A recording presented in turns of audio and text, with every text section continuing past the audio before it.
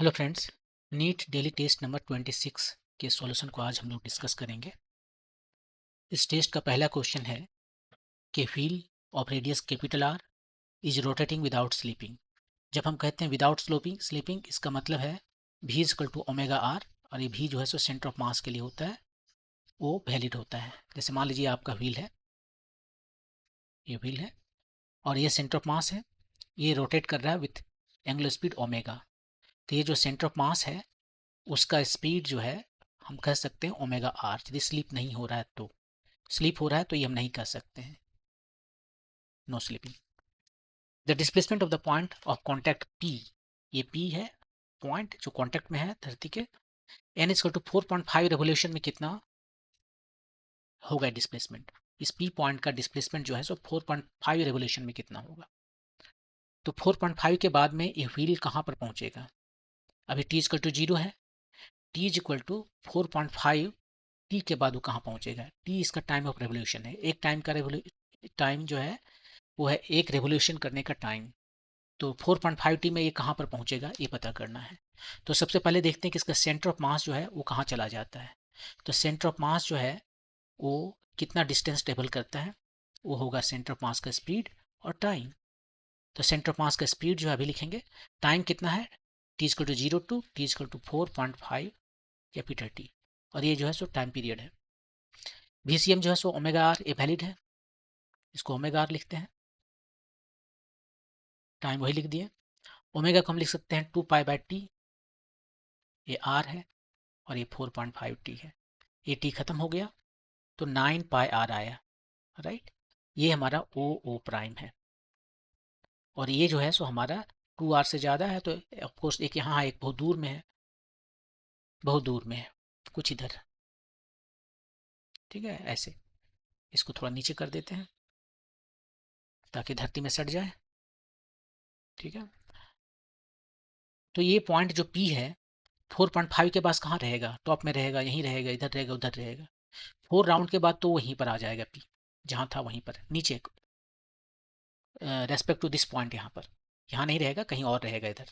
लेकिन उसके बाद जो नेक्स्ट आधा रेवोल्यूशन है 4.5 प्लस आधा है, ये आधा रेवोल्यूशन में कितना कहाँ जाता है, यहाँ रहता है तो टॉप में चला जाता है। तो ये जो है सो टॉप में रहेगा, 4 रेवोल्यूशन के बाद वहीं आया, और इसके रेस्पेक्ट में हम बात कर रहे हैं। और आधा रेवोल्यूशन में ये ऊपर चला गया, मतलब ये यहाँ रहेगा पी। पी जो है सो पी प्राइम यहाँ हो गया। हमें ये बताना है पी प्राइम कितना है। ये है डबल रेडियस, मतलब ये डायमीटर है, और पी इसको हम क्यू कहते हैं। हमें ये पता है ओ ओ प्राइम जो है हमें पता है, ये भी रेडियस है। हमें पी पी प्राइम पता करना है। तो पी क्यू अभी तो पता चल गया है, यही तो ओ, यही पी पी पी क्यू है ना, ये हमें पता चल गया। ये 9 पाई/आर और ये है 2 आर, तो P Q P P prime हम आराम से निकाल सकते हैं। ट्रायंगल पी, इसका नाम दे देते हैं टी, पी टी क्यू में पी टी कितना होगा, पाइथागोरस थ्योरम यूज करना है और इसको निकाल लेना है। ये है पी क्यू का होल स्क्वायर और ये है क्यू टी का होल स्क्वायर। पी क्यू कितना है, पी क्यू यहाँ पर अभी निकाला हुआ है 9 पाई/आर, इसका स्क्वायर हुआ, और क्यू टी जो है वो डायमीटर है, डायमीटर मतलब डबल ऑफ रेडियस। तो आर यहाँ से बाहर कर लेते हैं, और ये कितना बच गया, 81 पाई² और ये है 4। यही आपका पीटी है, यही है displacement, R times 81 pi plus 4, option number 3। Okay, move करते हैं नेक्स्ट क्वेश्चन पर। Blades of a ceiling fan, ये मान लीजिए आपका सीलिंग फैन है, ये 3 ब्लेड हम दे देते हैं, कभी कभी 4 भी रहते हैं, ठीक है। और इसका रोटेटिंग की स्पीड क्या है, 300 रेवोल्यूशन पर मिनट, 300 आरपीएम। आप जो फैन खरीदने जाओगे तो आपको मिलेगा ये 300 आरपीएम है, ये 240 आरपीएम है, ये 280 आरपीएम है। आरपीएम मतलब कि किस स्पीड से घूम रहा है, ये उसका ओमेगा बता रहा है, इतना revolution per minute. The acceleration of the tip of the blade of length L is to 400 millimetre.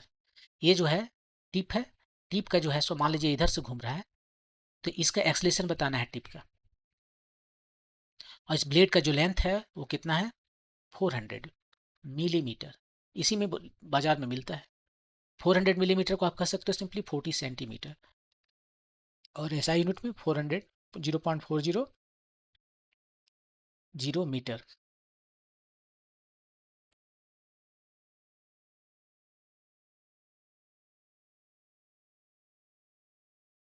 ठीक है, ऐसे लिखेंगे। ये मैंने क्यों लिखा पॉइंट के बाद 3 जीरो इसलिए दिया क्योंकि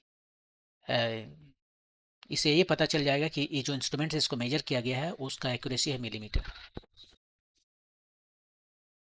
लेकिन ये अभी इस क्वेश्चन का आंसर करने के लिए इंपॉर्टेंट नहीं है। ठीक है, यही रेडियस है, यही इसका रेडियस है, और इसमें ये चारों तरफ चक्कर लगा रहा है और उसका स्पीड सेम है, ये कांस्टेंट है। तो आपको बताना क्या है, एक्सलेशन। ये चारों तरफ घूम रहा है कांस्टेंट स्पीड से, तो उसमें जो एक्सलेशन है वो सेंट्रीपिटल एक्सलेशन है, या जिसको हम रेडियल एक्सलेशन भी कहते हैं। वो होता है ओमेगा स्क्वायर आर, या फिर आप इसको वी स्क्वायर बाय आर कहिए, दोनों एक ही है। तो यहाँ भी हम क्यों निकालने जाए, यहाँ पर जो है सो हमें क्या निकालना है, हमें निकालना है एक्सलेशन सिंपली, और ओमेगा दिया हुआ है तो इसी फार्मूला को क्यों नहीं यूज करें। ओमेगा को लिख सकते हैं 2 पाई एफ स्क्वायर टाइम्स आर, या डायरेक्ट यहीं से ओमेगा लिख सकते हैं। देखिए ये ओमेगा जो यहाँ पर लिखा हुआ है ये 300 आरपीएम जो लिखा हुआ है, रेवोल्यूशन, एक रेवोल्यूशन में कितना एंगल बनाएगा, 300 टाइम्स 300 तो इसके लिए है, एक रेवोल्यूशन में 2 पाई रेडियन बनाता है, पर मैंने नीचे आ जाना है, मिनट मतलब सेकंड बनाना है, इतना रेडियन पर सेकंड। वही चीज यहाँ पर भी हम कर रहे हैं, 2 पाई टाइम्स एफ। एफ क्या है, फ्रीक्वेंसी।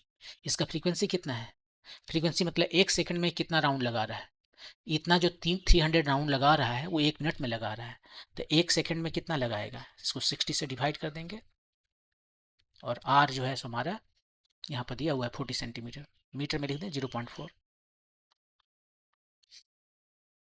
ये 5 बार में कट गया, 5 दूनी 10 पाई स्क्वायर 10 पाई होल स्क्वायर, राइट, और ये है 0.4। 10 का स्क्वायर 100 और पाई स्क्वायर जो कि ऑलमोस्ट 10 होता है, एक्सलेशन ड्यू टू ग्रेविटी के बराबर होता है, तो ये आ गया 400 मीटर पर सेकेंड स्क्वायर। ये अप्रोक्सीमेट है, इससे थोड़ा कम होगा। यदि एग्जैक्टली आप जानना चाहो तो ये जो है सो समथिंग लाइक 398 वगैरह कुछ ऐसे आएगा, लेकिन टाइम उतना क्यों बर्बाद करना उतना है एग्जैक्ट करने में। आपका आंसर भी 400 मीटर पर सेकंड स्क्वायर दिया हुआ है, और यदि आंसर दिया रहेगा तो इसके बहुत करीब रहेगा, बाकी सारे दूर रहेंगे, तो आप इसको इस तरह से निकाल सकते हो।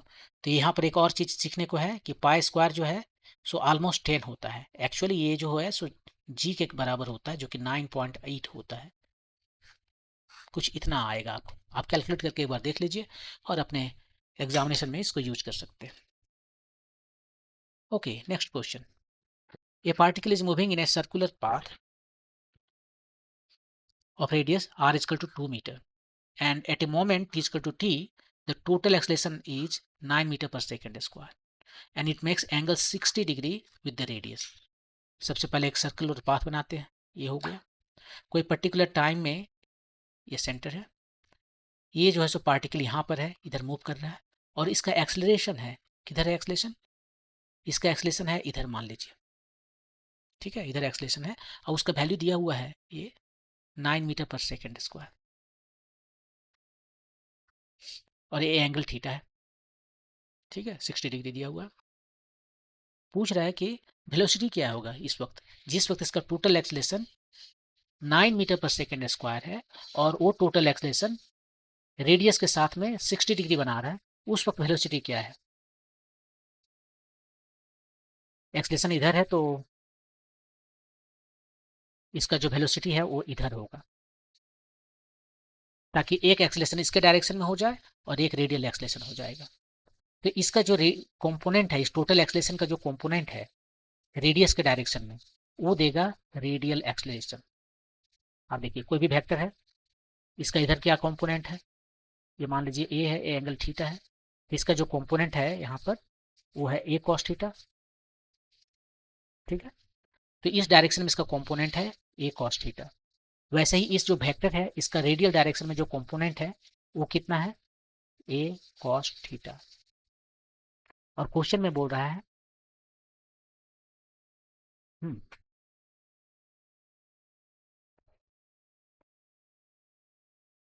क्वेश्चन में बोल रहा है कि यहाँ पर हमें वेलोसिटी बता देना है।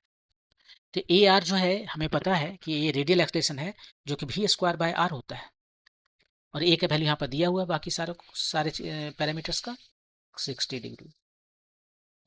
ये भी का वैल्यू हमसे पूछा गया है, आर का वैल्यू दे दिया है, रेडियस यहाँ पर 2 मीटर है, 9 टाइम्स cos 60 का वैल्यू होता है हाफ, ये दोनों खत्म हो गया, v इजकल टू 3 मीटर पर सेकेंड।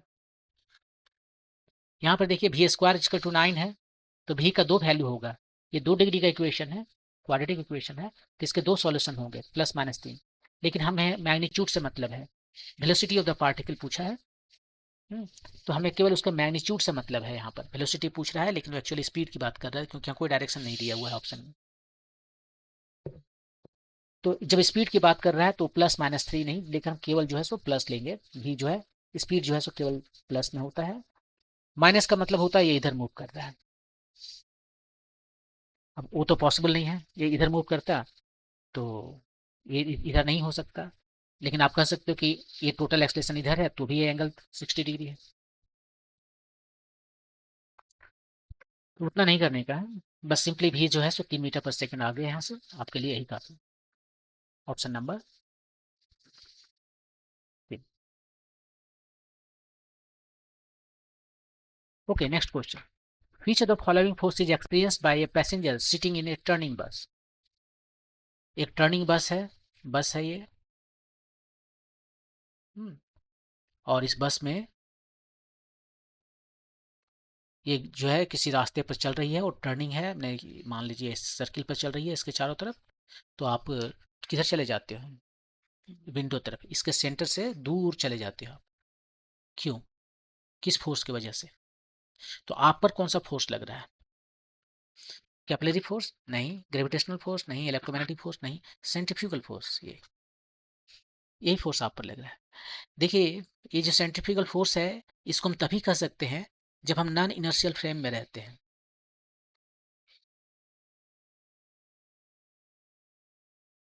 नॉन इनर्शियल फ्रेम में हम सेंट्रीफ्यूगल फोर्स कहते हैं। यदि हम इनर्शियल फ्रेम में हैं तो कभी भी हम सेंट्रीफ्यूगल फोर्स की बात नहीं करेंगे। यह एक तरह का स्यूडो फोर्स है और इसका स्पेशल नाम है सेंट्रीफ्यूगल फोर्स। और स्यूडो फोर्स को हम लगाते हैं नॉन इनर्शियल फ्रेम में ताकि वो कन्वर्ट हो जाए इनर्शियल फ्रेम में, और जब इनर्शियल फ्रेम में कन्वर्ट हो जाएगा तभी हम न्यूटन लॉ ऑफ मोशन लगा सकते हैं। न्यूटन के लॉ ऑफ मोशन इस फ्रेम में वैलिड नहीं है। लेकिन अच्छी बात यहाँ ये है कि इस सेंट्रीफ्यूगल फोर्स लगाने के बाद में ये नॉन इनर्शियल फ्रेम जो है वो कन्वर्ट हो जाता है इनर्शियल फ्रेम में। तो एक बार स्यूडो फोर्स लगा दीजिए, वो कन्वर्ट हो गया, आप न्यूटन लॉ ऑफ मोशन लगा सकते हो। लेकिन इनर्शियल फ्रेम में जो है अब आप बात जो करोगे वो केवल सेंट्रीपिटल फोर्स की बात कर सकते हो। सेंट्रीपिटल और सेंट्रीफ्यूगल दोनों एक साथ नहीं कर सकते, क्योंकि आप दोनों एक टाइम में इनर्शियल और नॉन इनर्शियल दोनों फ्रेम में नहीं रह सकते, किसी एक फ्रेम में है। तो जिस फ्रेम में है, यदि आप इनर्शियल फ्रेम में है तो केवल सेंट्रीपिटल फोर्स की बात कीजिए, आप नॉन इनर्शियल फ्रेम में है तब सेंट्रीफ्यूगल फोर्स की बात कीजिए। दोनों फोर्स की बात एक साथ नहीं कर सकते। हालांकि दोनों का मैग्नीट्यूड सेम होता है, एग्जैक्टली सेम होता है। सेंट्रीपिटल फोर्स जो है सो रेडियस के तरफ होता है, और सेंट्रीफ्यूगल फोर्स जो है ये रेडियस से अवे होता है। ये देखिए अवे है। तो यदि आप गाड़ी में हैं तो आप एक एक्सेलरेटेड फ्रेम में है, इसका मतलब आप नॉन इनर्शियल फ्रेम में है, और वहां पर आपको सेंट्रीफ्यूगल फोर्स का फील होगा, और इसका डायरेक्शन होगा रेडियस से अवे, रेडियली आउटवर्ड, इस तरफ।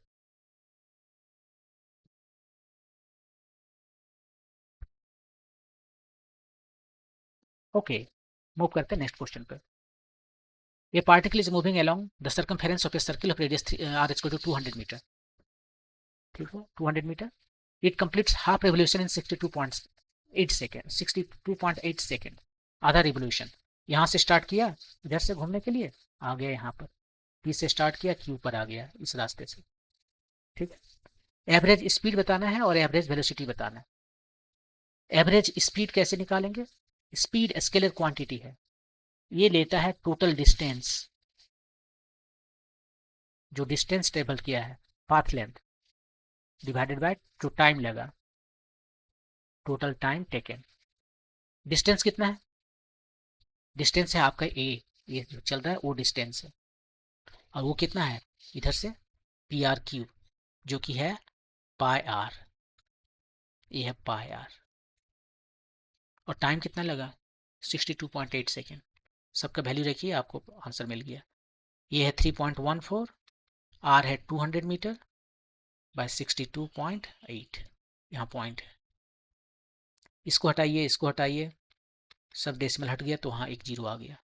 ये 2 बार में आ गया, 100 हो गया, तो 10 मीटर पर सेकेंड आया। आपका स्पीड है 10 मीटर पर सेकेंड। तो ढूंढिए 10 मीटर पर सेकेंड, या तो इसमें है या इसमें है। ये दो ठो ऑप्शन तो ऐसे ही चला गया। ठीक है, ये एवरेज स्पीड था।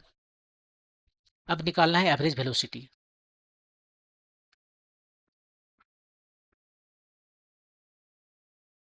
अब बिना कैलकुलेशन किए ही हम बता सकते हैं कि कौन है एवरेज वेलोसिटी। या तो ये सही है या ये सही है। इस केस में 2 में एवरेज वेलोसिटी कम है और 3 में एवरेज वेलोसिटी इक्वल है। कब एवरेज वेलोसिटी और average distance, sorry, average speed, ये दोनों सेम कब होता है? ये दोनों सेम तब होता है जब वो सेम डायरेक्शन में चलता है। मोशन यदि सेम डायरेक्शन में है, एक ही डायरेक्शन में मूव कर रहा है, डायरेक्शन चेंज नहीं कर रहा है मूवमेंट का, तो जो है सो एवरेज वेलोसिटी और एवरेज स्पीड सेम होता है। इस केस में डायरेक्शन चेंज कर रहा है, देखिए इधर से इधर हमेशा डायरेक्शन उसका चेंज हो रहा है। तो इस केस में एवरेज स्पीड जो है यदि डायरेक्शन चेंज होता है तो वो हमेशा बड़ा होता है एवरेज वेलोसिटी से। तो एवरेज वेलोसिटी हमेशा बड़ा होता है, एवरेज स्पीड हमेशा बड़ा होता है एवरेज वेलोसिटी से। केवल स्पेशल केस में वो बराबर होता है जब डायरेक्शन, मोशन का डायरेक्शन चेंज नहीं होता। तो यहाँ पर मोशन का डायरेक्शन चेंज हो रहा है, इसलिए ये इक्वल नहीं हो सकता। तो ये आपका गलत है। इसका इक्वल होता है यदि वो डायरेक्ट एक ही मोशन एलोंग स्ट्रेट लाइन होता है। तो ये आपका आंसर हो गया बिना कैलकुलेशन किए। कैलकुलेशन करना चाहते हैं तो कर लीजिए कैलकुलेशन। एवरेज वेलोसिटी, डिस्प्लेसमेंट देखना है कितना आपकी डिस्प्लेसमेंट ट्रेवल किया है, और टाइम। तो डिस्प्लेसमेंट कितना है, टी से गया आधा रिवोल्यूशन में, आधा सर्किल कंप्लीट करेगा, ये आपका हो जाएगा कंप्लीटली डायमीटर हो जाएगा। आधा रेवोल्यूशन है ना, तो डायमीटर हो गया। और टाइम लगा है 62.8 सेकेंड। रेडियस है 200 मीटर शायद बोला, राइट? हाँ, 200 बाय 62.8। अब जो भी आ जाए आपका आंसर। ये है 400 के करीबन और यह है 62.8 के करीबन। तो 6 से कुछ ज़्यादा आएगा। देखिए 6 जग 36 360 आया, और 380 आया, थोड़ा सा ज़्यादा है 20, लगभग 4 कुछ ऐसे आएगा। आप इसी के आसपास चूज कर लीजिए। ये तो 10 है, ये 6.4 है, तो ये आपका आंसर होता है।